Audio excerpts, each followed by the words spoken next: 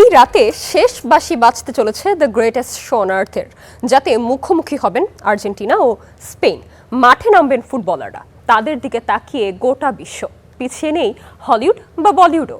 কোন তারকা কোন দলের সাপোর্টার, আর আজ রাতে কে কোন দলের জয়ে গলা ফাটাবেন তা নিয়েই প্রতিবেদন।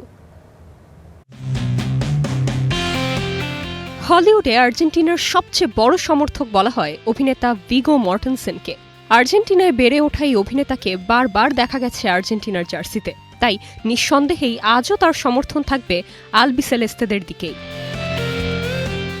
তালিকায় আরও আছেন আর্জেন্টাইন আমেরিকান অভিনেত্রী আনিয়া টেইলর জয়। এবারের বিশ্বকাপ গ্যালারিতে তিনি হাজির হয়েছিলেন আর্জেন্টিনার জার্সি পরে। এছাড়া মেসির প্রতি ভালোবাসা নিয়ে বারবার অকপটে কথা বলেছেন Ben Stiller, Mark Ruffalo, Ashton Kutcher কিংবা এলাইজা উডো। তাই তাদের পছন্দের দলও আর্জেন্টিনাই। অন্যদিকে স্পেনের জন্য গলা ফাটাতে দেখা যেতে পারে হলিউডের স্প্যানিশ তারকা দম্পতি পেনেলোপে ক্রুজ আর হাভিয়ের বারদেমকে।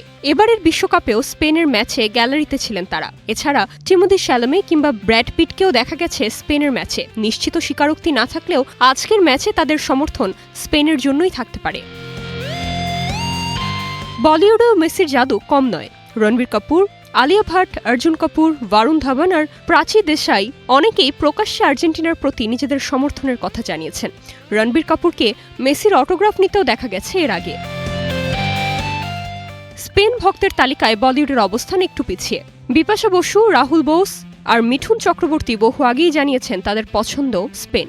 আর টাইগার শ্রফ বলেছেন ফাইনালে তার শুভকামনা থাকবে স্পেন এবং আর্জেন্টিনা দুই দলের জন্যই।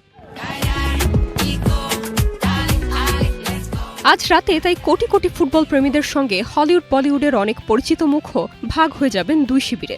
এখন দেখার অপেক্ষা শেষ হাসিটা কে হাসে, মেসির আর্জেন্টিনা নাকি ইয়ামালের Spain. Nirjana Nusrat, star entertainment.